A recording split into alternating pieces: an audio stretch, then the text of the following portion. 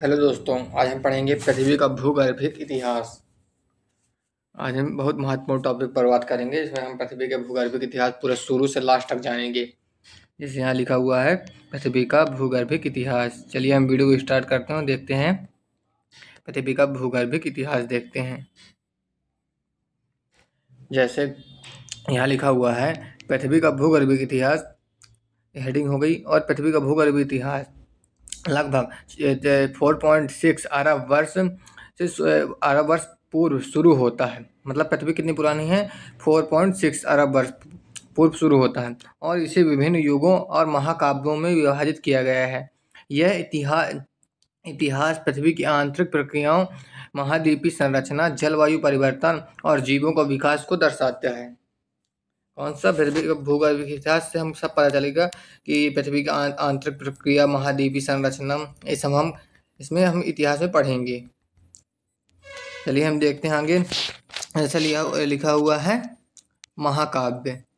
जैसे भूगर्भिक समय को 4 प्रमुख महाकाव्यों में विभाजित किया गया है। इसमें पहला है हेडियन महाकाव्य, जो कितना पुराना है? 4600 से 4000 मिलियन वर्ष पुराना है। यह पृथ्वी का निर्माण का सबसे प्रारंभिक चरण है। पृथ्वी गर्म थी उस समय पर ज्वालामुखी गतिविधियां प्रबल थीं। मतलब जिस पृथ्वी गर्म थी तो उस समय ज्वालामुखी गतिविधियां प्रबल थी पृथ्वी पर। कोई स्पष्ट भू प्रकृति नहीं थी और महासागर धीरे धीरे बन रहे थे। मतलब जो हेडियन महाकाव्य है, इसमें क्या कहा हुआ था? मतलब ज्वालामुखी अपने चरम गतिविधियां बहुत प्रबल थी, मतलब बहुत चरम पर थी ज्वालामुखी गतिविधियां, और धीरे धीरे कौन महासागर बन रहे थे, महासागरों का निर्माण हो रहा था हेडियन महाकाव्य में।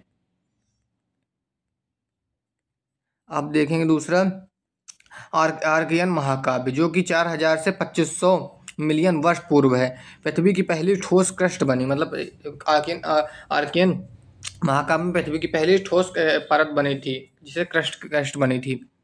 और प्रारंभिक महासागर और जीवन के सबसे पुराने रूप में विकसित हुए। मतलब जो इस समय महासागर बनने लगे थे और जीवन के सबसे पुराने रूप विकसित हुए। और वायुमंडल में मुख्य रूप से मीथेन और अमोनिया थी और ऑक्सीजन की मात्रा नगण्य थी। मतलब इस समय ऑक्सीजन बहुत ही कम था और मुख्य रूप से क्या था? मीथेन और अमोनिया थे वायुमंडल में। और तीसरा है प्रोटोजोइक महाकाव्य। प्रोटोजोइक महाकाव्य में कितना पुराना है? 2500 से 541 मिलियन वर्ष पुराना है। तो इसमें क्या लिखा है? जैविक विकास में महत्वपूर्ण बदलाव हुए। जैसे साइनोबैक्टीरिया साइनोबैक्टीरिया ने प्रकाश संश्लेषण शुरू किया। मतलब इसमें साइनोबैक्टीरिया ने प्रकाश संश्लेषण शुरू किया और महासागरों में अधिक जटिल जीवों का विकास हुआ। मतलब महासागरों इस समय जीव बनना स्टार्ट हो गए थे। और दूसरा है स्टोनोबॉल अर्थ जैसी घटनाएं हुई। स्टोनोबॉल अर्थ इसमें घटनाएं शुरू हो गई थी इसे प्रोटोजोइक महाकाव्य में। ये मैंने देख लिया कुछ महाकाव्य में। हम आगे देखेंगे। ऐसा है, यह प्रेनोजोइक महाकाव्य। प्रेनोजोइक महाकाव्य में देखिए कितना पुराना? 541 मिलियन वर्ष पुराना से वर्तमान तक है, जो ये भी वर्तमान में है। यह महाकाव्य सबसे महत्वपूर्ण है क्योंकि इसमें जटिल जीवन विकसित हुआ और इसे 3 महाकाव्य में बांटा गया है। किसे? प्रेनोजोइक महाकाव्य में। प्रेनोजोइक महाकाव्य में देख लिया हमने।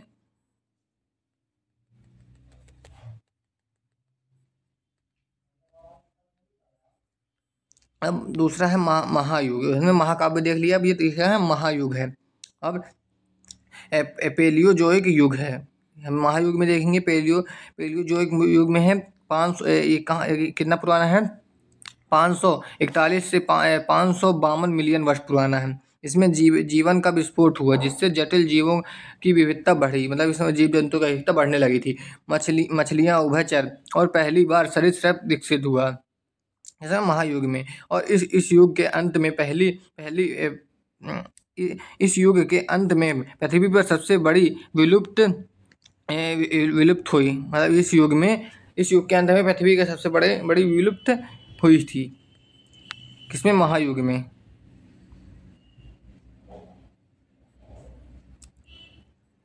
इसमें विलुप्त हुई थी। मतलब इस जो पैलियोजोइक युग है, इस युग में पृथ्वी के अंत में पृथ्वी की सबसे बड़ी विलुप्ति हुई थी महायुग में।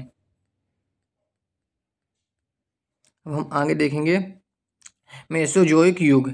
मेसोजोइक युग में इसे डायनासोर का युग कहा जाता है। इसे अगर डायनासोर का युग पूछ ले तो हम क्या कहेंगे, मेसोजोइक युग में।